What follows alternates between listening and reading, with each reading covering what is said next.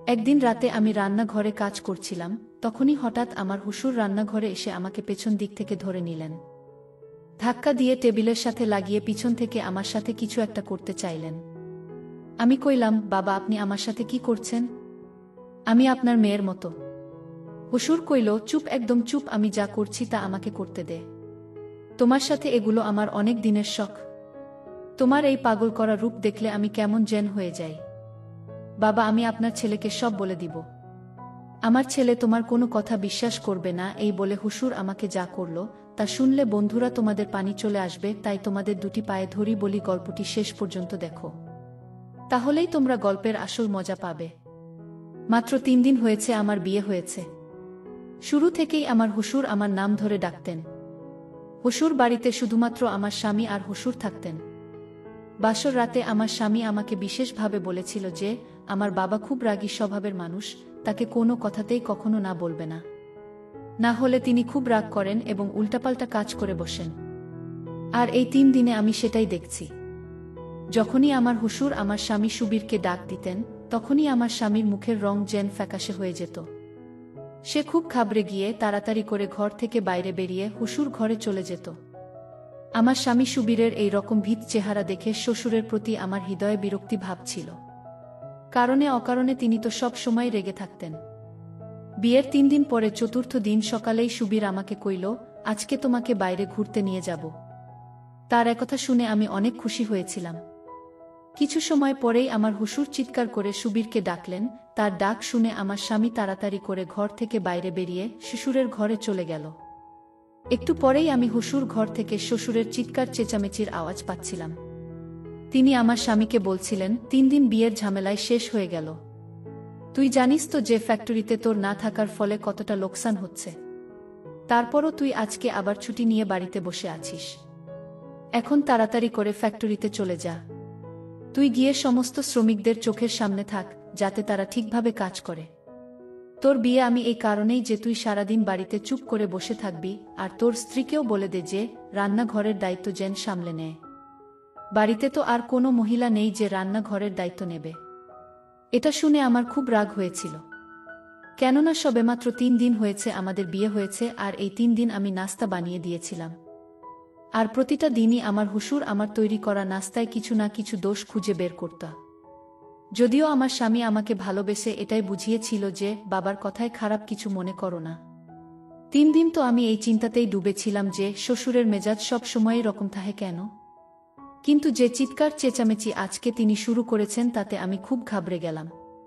কিছুক্ষণ পরে আমার স্বামীর মুখ কালো করে ঘরের মধ্যে এসে কইল, আমাকে ক্ষমা করে দাও, আমাকে এখনই ফ্যাক্টরিতে যেতে হবে। আমি তাকে সান্ত্বনা দিয়ে কইলাম, ঠিক আছে, কোনো ব্যাপার না, আগে কাজ বাইরে না হয় আমরা অন্যদিন ঘুরতে যাব। আমি আমার মনের কষ্ট সুবীরকে বুঝতে দিলাম না। এরপরে সুবীর রেডি হয়ে নিজেদের ফ্যাক্টরিতে চলে গেল, আর আমি রান্নাঘরে এসে বাসনপত্র ধুতে শুরু করলাম। বিয়ের মাত্র 4 দিন পরেই আমাকে বাড়ির রান্নাবান্নার দায়িত্ব নিতে হলো। সাথে সাথে বাড়ির সমস্ত কাজ আমাকেই করতে হলো। আমার শ্বশুর চাকরানীকেও কাজ থেকে তাড়িয়ে দিলেন। তিনি চাকরানীকে বললেন, বৌমা যখন বাড়িতে এসে গেছে তখন সমস্ত কাজ ওই করে নেবে। আমি সমস্ত ঘর পরিষ্কার করে ক্লান্ত শরীরে নিজের ঘরে আরাম করার জন্য যাচ্ছিলাম। তখনই আমার শ্বশুর তার ঘরে বসে আমাকে ডাক দিলেন। আমি মাথায় ভালো করে ঘুমটা টেনে দিয়ে শ্বশুর ঘরে গিয়ে তাকে জিজ্ঞেস করলাম, জি বাবা বলুন, আপনার কি কিছু দরকার? তখন তিনি আমাকে মাথা থেকে পা পর্যন্ত বিশেষভাবে পর্যবেক্ষণ করলেন। তারপরে খুবই অদ্ভুত ভঙ্গিতে নিজের শুকনো ঠোঁটে জিভ বুলিয়ে নিয়ে বলতে লাগলেন, আমি খেতে চাই। শ্বশুরের মুখ থেকে এই কথা শুনেই সবার প্রথমে আমার নিজের কাপড়ের দিকে নজর গেল, কেননা আমার সামনে থেকে কাপড় সরে গিয়েছিল। আমি তাড়াতাড়ি করে নিজের কাপড় ঠিক করলাম আর ঘর থেকে বাইরে বেরিয়ে এলাম। আমার নিজের শ্বশুরের এমন ব্যবহার খুবই খারাপ লাগলো। শ্বশুর তো বাবার মতো হয়, আর বাবা কখনো মেয়ের মাথা থেকে পা পর্যন্ত এই রকম অদ্ভুতভাবে দেখে না। আমি তাড়াতাড়ি করে রান্নাঘর চলে এলাম। আমার হৃদয় খুব জোরে জোরে ধুক ধুক করছিল। তবুও আমি বের করে নিজের কাপড় ভালো করে ঠিক করলাম। তারপরে নিজে শ্বশুর ঘরে এসে দিলাম। আমি ঘর থেকে বাইরে যাব এমন সময় শ্বশুর আমাকে বলতে লাগলেন, কিছুক্ষণ আমার পাশে বসে কথাবার্তা বলো, বাড়িতে এখন তুমি ছাড়া কেউ নেই। আমি অনেক দিন থেকে একলা বসে আছি। আর একলা বসে থাকতে থাকতে আমার আর ভালো লাগছে না। তার এ শুনে আমি টেনশনে পড়ে গেলাম। শ্বশুরের ঘরে একটাই মাত্র বিছানা ছিল, বসার জন্য কোনো চেয়ার বা অন্য কিছু ছিল না। এই কারণে বাধ্য হয়ে আমাকে বিছানার পাশে বসতে হলো। তিনি আমার সাথে এদিক ওদিকের কথা বলতে বলতে যখন তিনি মুখ লাগালেন তখন সঙ্গে সঙ্গে সেটা পিছনে সরিয়ে দিয়ে বলতে লাগলেন, এটা খেতে পারবো না, আমার তো খেতে খুব ভালো লাগে। এটা বলেই আবার আমার মুখের দিকে তাকালেন। এরপর তার চোখ আমার সমস্ত শরীরে ঘুরতে লাগল। তার নজরে না জানি এমন কি ছিল যে আমি অস্বস্তি অনুভব করতে লাগলাম। আমার সারা শরীর ঘেমে উঠল, মুখের উপর ঘামের বিন্দু ফুটে উঠেছিল। শ্বশুর বললেন, তাড়াতাড়ি যাও, গিয়ে নিয়ে এসো। আমি তাড়াতাড়ি করে হাতে নিয়ে দাঁড়িয়ে পড়লাম। এমনিতে তো 3 দিন থেকে দেখছি, যখন আমার স্বামী বাড়িতে থাকত তখন আমার শ্বশুর সব সময় খুব রাগী স্বরে কথা বলতেন, কিন্তু আজকের দিনে এত আস্তে কথা বলছিলেন যে আমি ভাবতেই পারছি না। এটা আমার সেই শ্বশুর যিনি 3 দিন ধরে চিৎকার করে করে সুবীরকে ডাকতেন, আর সব সময়ের রাগের স্বরে সুবীরের সাথে কথা বলতেন, ওকে বকাঝকা করতে থাকতেন। আমি ঢেকে নিয়ে আবার শ্বশুরের কাছে গেলাম। এরপর আমি যখন তার দিকে এগিয়ে দিলাম তখন তিনি সাথে সাথে আমার হাত ধরে নিলেন। আমার তো যেন সারা শরীর কারেন্ট শক লেগে গেল। আমি তাড়াতাড়ি ঘাবড়িয়ে নিজের হাত যখন পিছন করতে চাইলাম তখন তিনি আমার হাত ছেড়ে দিলেন। এরপর আমি যখন ঘর থেকে বাইরে বেরিয়ে যেতে লাগলাম তখন তিনি বলতে লাগলেন, আরে বাইরে কোথায় যাচ্ছ? এখানে আমার কাছে একটু বসো, আমার সাথে কথা বলো। সারাদিন চুপচাপ বসে থাকতে থাকতে আমি খুব বিরক্ত হয়েছি। এটা বলেই শ্বশুর আমার দিকে অদ্ভুতভাবে তাকালেন। তার এইভাবে আমার দিকে তাকানো আমাকে আরও বেশি হতবাক করে দিল। এরপর আরেকটি অদ্ভুত কথা তিনি আমাকে বললেন। তিনি বলতে লাগলেন, তুমি বিয়ের দিন যে লাল রঙের শাড়ি পরেছিলে সেটাতে তোমাকে অনেক সুন্দর লাগছিল, তুমি আজকে সন্ধেবেলা সেই শাড়িটা পরবে। শ্বশুরের মুখে এমন কথা শুনে আমার অনেক খারাপ লাগছিল। সেই আবদার তো সুবীর আমাকে করা উচিত, কিন্তু কোনোমতেই শ্বশুরের না। এখন তো আমার শ্বশুর রোজ রোজ এই সব তামাশা শুরু করে দিয়েছে। যখনই আমার স্বামী সুবীর ফ্যাক্টরিতে চলে যেত তখনই শ্বশুর আমাকে নিজের ঘরে ডেকে নিতেন, আর আমাকে অদ্ভুত নজরে দেখতে থাকতেন আর বারবার নিজের শুকনো ঠোঁটে জিভ ঘোরাতে থাকতেন। তারপরে বলতেন, আমি খাবো, আমাকে দাও। আমি নিয়ে যেতেই তিনি আমার হাত ধরে নিতেন আর বলতেন, আমার কাছে বসো, আমার সাথে গল্প করো। আমি তার সাথে কি গল্প করতে পারি? তাই তার ঘর থেকে এই বলে বেরিয়ে আসতাম যে আমাকে খাবার রান্না করতে হবে, বাসন ধুতে হবে। শ্বশুরের প্রতিদিন এই সব ব্যবহার আমার একদম ভালো লাগতো না। এখন আমার মনে অদ্ভুত ভয় করতে শুরু করেছে। আমি ভাবলাম সুবীরের সাথে আমাকে এই ব্যাপারে কথা বলতে হবে, কিন্তু কিভাবে বলতাম? ও তো নিজের বাবার সামনে কাঁপতে থাকে, একটা শব্দ উচ্চারণ করতে পারে না, সবসময় মাথা নিচু করে বাবা বাবা করতে থাকে। একদিন রাতে আমি রান্নাঘরে কাজ করছিলাম, তখনই হঠাৎ আমার শ্বশুর রান্নাঘরে এসে আমাকে পেছন দিক থেকে ধরে নিলেন। ধাক্কা দিয়ে টেবিলের সাথে লাগিয়ে পিছন থেকে আমার সাথে কিছু একটা করতে চাইলেন। আমি কইলাম, বাবা আপনি আমার সাথে কি করছেন? আমি আপনার মেয়ের মতো। শ্বশুর কইল, চুপ, একদম চুপ, আমি যা করছি তা আমাকে করতে দে। তোমার সাথে এগুলো আমার অনেক দিনের শখ। তোমার এই পাগল করা রূপ দেখলে আমি কেমন যেন হয়ে যাই। বাবা আমি আপনার ছেলে, সব বলে দিব। আমার ছেলে তোমার কোনো কথা বিশ্বাস করবে না, এই বলে শ্বশুর আমাকে শেষ করে দিল। আমি অনেক কষ্টে করেও নিজের সম্মান বাঁচাতে পারলাম না। কিছুক্ষণ পর ক্লান্ত হয়ে আমার ঘরে চলে এলাম, আর ঘরে এসে আমি ঘরের দরজা বন্ধ করে নিলাম। দরজার ছিটকানি লাগিয়ে বিছানায় বসে পড়লাম। দুশ্চিন্তায় আমার মাথা কাজ করছিল না, আমার পুরো শরীর কাঁপছিল। আমি কল্পনাও করতে পারিনি যে আমার শ্বশুর আমার সাথে এরকম কোনো কিছু করতে পারে। আমার চোখ থেকে জলের ধারা বইতে লাগলো। আমি মনে মনে ভেবে নিয়েছি যে আমাকে সুবীরের সাথে এই ব্যাপারে কথা বলতেই হবে। আবার মনে মনে ভাবলাম যে যদি সব সত্য কথা বলে দেই তাহলে সুবীর আমাকে ডিভোর্স দিয়ে দিবে। আমি সারাদিন কোনো কাজ করলাম না, চুপচাপ আমার ঘরের দরজা বন্ধ করে রেখেছি। অনেকবার আমার শ্বশুর আমার ঘরের দরজায় ধাক্কা দিয়েছিল আর বলছিল যে তার খিদে পেয়েছে। আমি যেন তাকে খাবার খেতে দিই, কিন্তু আমি কিছু না বলে চুপচাপ ঘরের ভেতরে বসে রইলাম। আমার জায়গায় যদি অন্য কোনো মেয়ে থাকতো তাহলে সেও ঠিক এরকম করত। রাতের বেলা আমার ঘরের দরজায় জোরে জোরে ধাক্কা দিতে লাগলো, আর সাথেই সুবীর বলতে লাগলো, রূপা দরজা খোলো। এটা কি ধরনের অসভ্যতা? তুমি কেন সকাল থেকে দরজা বন্ধ করে ঘরের মধ্যে বসে আছো? সুবীরের গলার আওয়াজ পেয়ে দরজা খুললাম। আমি দরজা খোলার সাথে সাথে বাপ বেটা দুজনেই আমার দিকে রাগী চোখে তাকিয়ে রইল। সুবীর বলতে লাগলো, তোমার কি একটু চক্ষুষ যাও নেই? আমার বাবা সকাল থেকে না খেয়ে আছে, কিন্তু তুমি তাকে খেতে পর্যন্ত দাওনি। বাবা ডায়াবেটিক্সের রোগী, যদি বাবার শরীর খারাপ হয়ে যেত তাহলে এর দায়িত্ব কে নিত?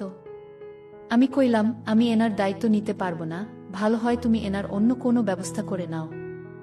এই কথাটা বলার সাথে সাথে সুবীরের শরীর রাগের চোটে কেঁপে উঠল, আর ও বলতে লাগলো, এটা কি ধরনের অসভ্যতা?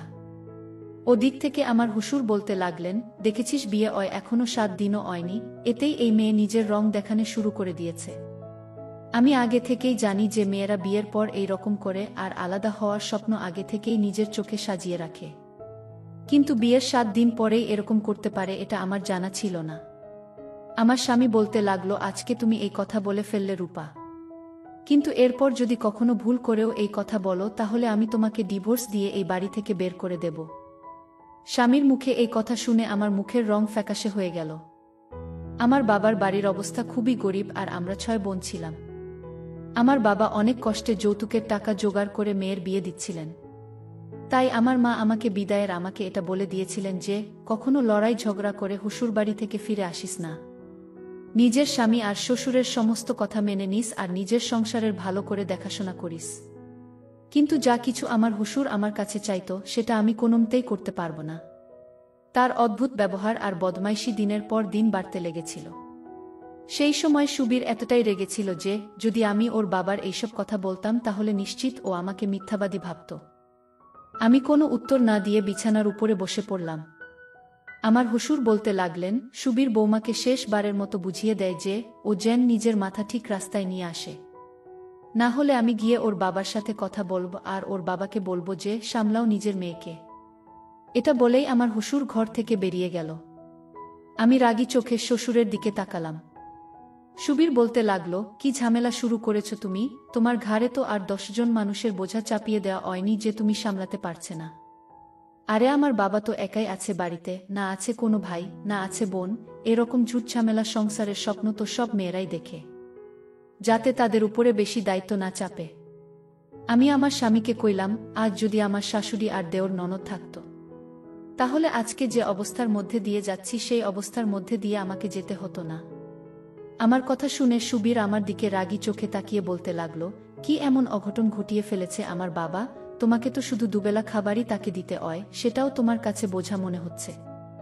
দেখো, আমি বাড়িতে ঝগড়াঝাঁটি একদমই পছন্দ করি না। সারাদিন ফ্যাক্টরিতে থেকে তারপরে ক্লান্ত হয়ে একটু শান্তির আশায় বাড়িতে ফিরি, আর বাড়িতে এসে এইসব ঝামেলা দেখতে পারবো না। বাড়িতে আমি শান্তি চাই। আমি লড়াই ঝগড়া দেখার জন্য বিয়ে করিনি, শান্তি পাওয়ার আশায় হরেছি। আমি কইলাম, সুবীর একটা কাজ করো, তুমি তোমার বাবার বিয়ে দিয়ে দাও।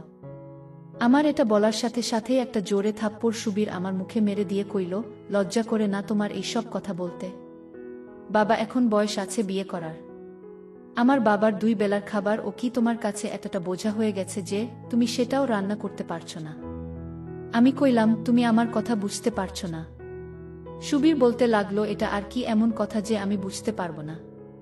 আমার বাবার বয়স 62 বছর, তিনি মরার দিকে পা বাড়িয়ে রেখেছেন, তার উপর তার ডায়াবেটিক্স আছে, ব্লাড প্রেশার আছে, আর তুমি চাইছো এই বয়সে আমার বাবা একটা মেয়ের দায়িত্ব সামলাবে? এখন আমি আমার স্বামীকে কিভাবে বোঝাব যে ওর বাবা নিজের ছেলের বউয়ের দিকে কুনজর দিয়ে রেখেছে? আমি কইলাম, তুমি বিয়ে দিয়ে দাও, আমি তোমার বাবা মা দুজনেই দায়িত্ব সামলে নিব। আমার কথা শুনেও অদ্ভুত হাসি হেসে বলতে লাগলো, একেতে তুমি আমার বাবার খাবার রান্না করতে পারছো না, তার উপরে তুমি আমার সৎ মায়ের দায়িত্ব সামলানোর কথা বলছো। এই বাড়ি, ব্যবসা, ফ্যাক্টরি সমস্ত কিছুই বাবার নামে। যদি কেউ তার স্ত্রী হয়ে এসে পড়ে তাহলে হয়তো সে সমস্ত কিছু নিজের নামে করে নিতে পারে, তারপরে আমাকে আর তোমাকে ধাক্কা দিয়ে বাড়ি থেকে বের করে দেবে। বাবার রাগ তো তুমি ভালোভাবেই জানো, যখন তিনি রেগে যান তখন তার হুঁশ জ্ঞান থাকে না। তাই তো আমি চুপচাপ বাবার কথা শুনি। তুমি ভুল করেও বাবার বিয়ের কথা উচ্চারণ করবে না। এটা বলেই ঘর থেকে বেরিয়ে গেল। এখন আমি চিন্তা করতে লাগলাম যে এখন আমার কি করা উচিত।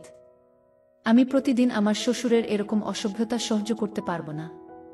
আর বাবার বাড়ি ফিরে যাওয়ার অর্থ হলো আমি আমার সংসার নষ্ট করে ফেলব। আমাদের মতো মেয়েরা কত অসহায় হয়, যাকে নিজের সংসার বাঁচানোর জন্য কত কিছু সহ্য করতে হয়। এখন যদি আমি ডিভোর্স নিয়ে বাবার বাড়ি ফিরে যাই তাহলে আমার বিয়ে হবে না। উপরন্তু আমি ডিভোর্স হয়ে বাবার বাড়িতে ফিরে গেলে আমার ছোট বোনের সম্বন্ধ আসা বন্ধ হয়ে যাবে।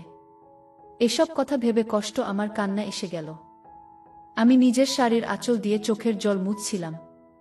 তখনই হঠাৎ সুবীরের আওয়াজ এলো, বলতে লাগলো, রূপা তাড়াতাড়ি করে বাইরে এসো আর নাস্তার জন্য পরোটা বানিয়ে দাও। বাবার দোকানের খাবার একদমই হজম হয় না।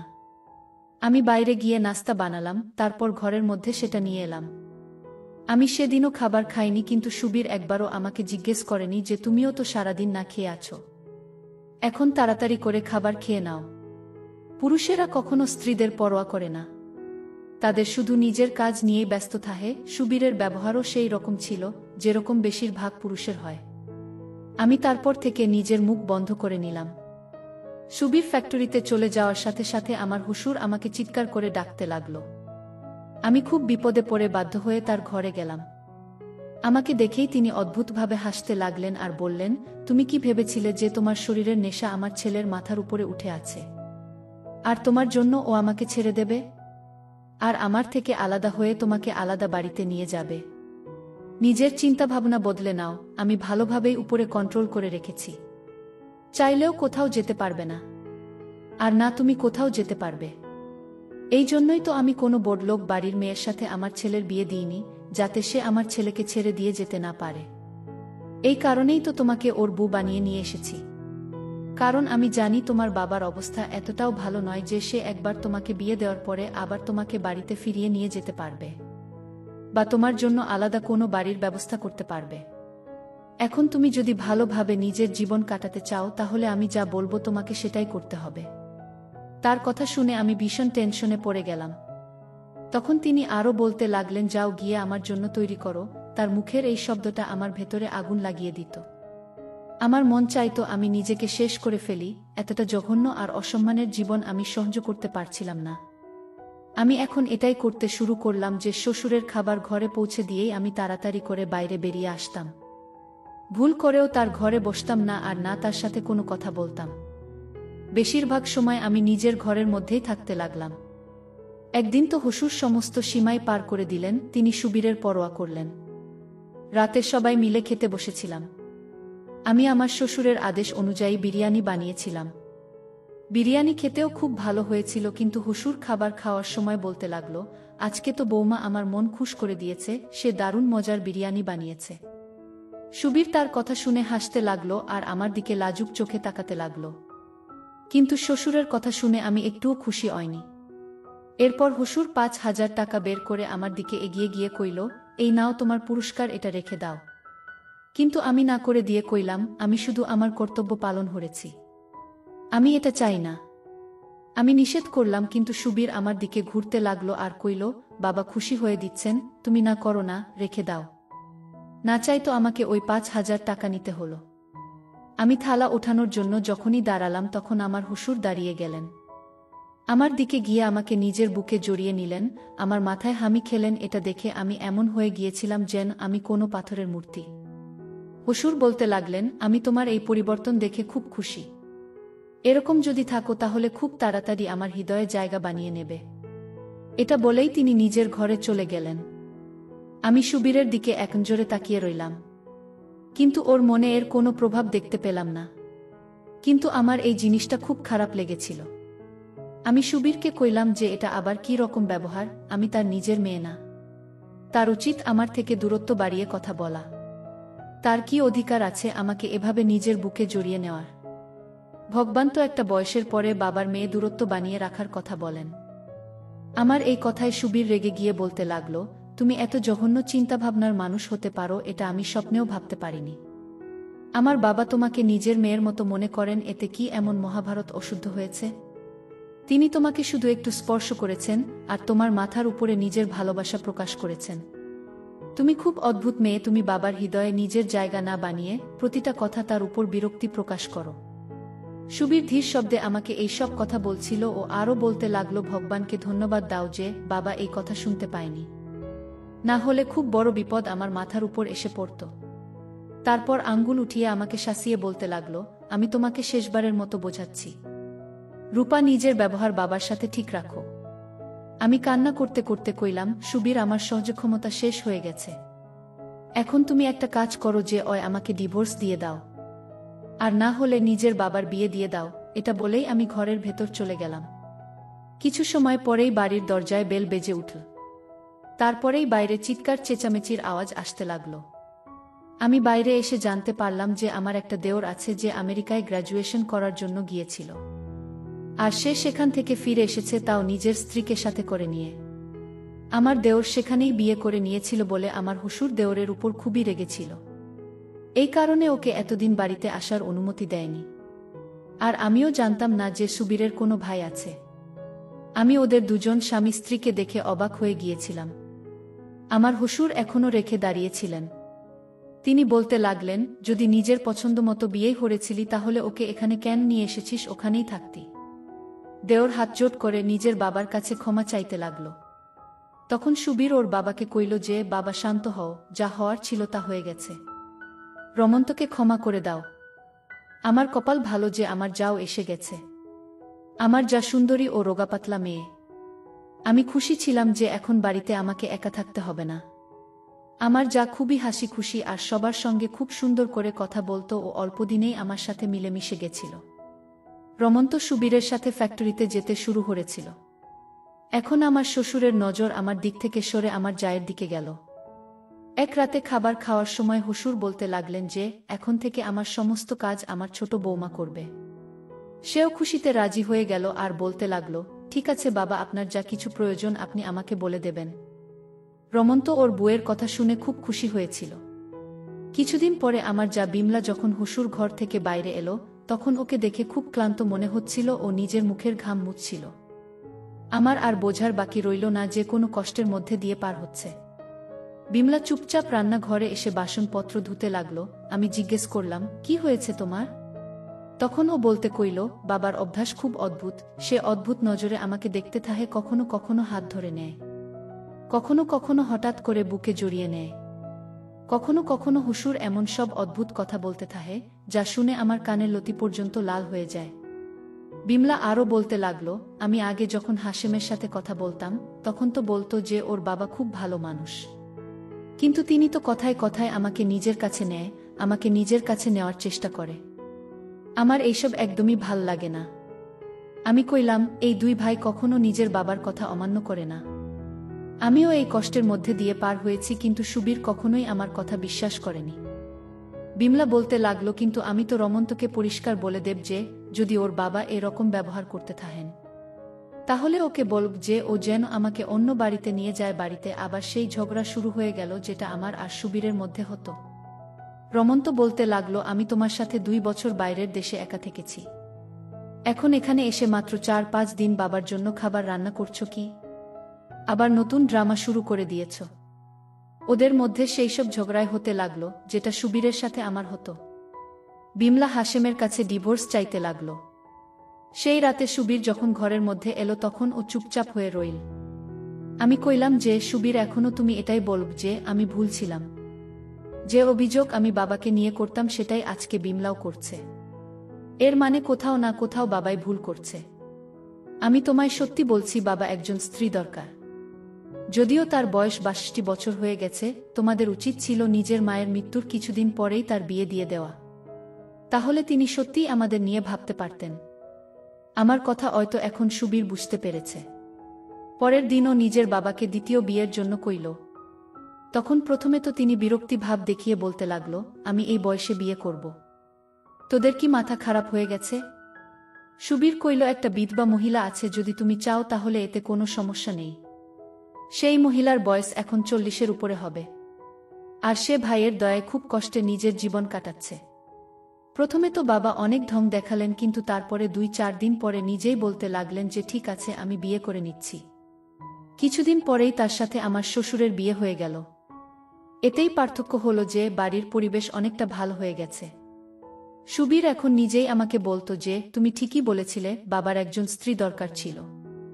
আমার নতুন শাশুড়ি শ্বশুরের খুব সেবা করতেন, আর এখন শ্বশুর নজর আমাদের দিকে তেমনভাবে উঠত না।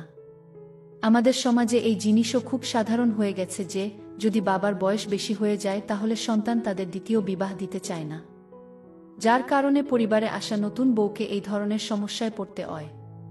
যে রকম সমস্যায় আমাকে আর বিমলাকে পড়তে হয়েছিল। বন্ধুরা, তোমাদের কাছে বিনীত অনুরোধ, গল্পটি যদি তোমাদের ভালো লেগে থাকে তাহলে অবশ্যই জোনাকি ব্লগ চ্যানেলটি সাবস্ক্রাইব করে রাখবে।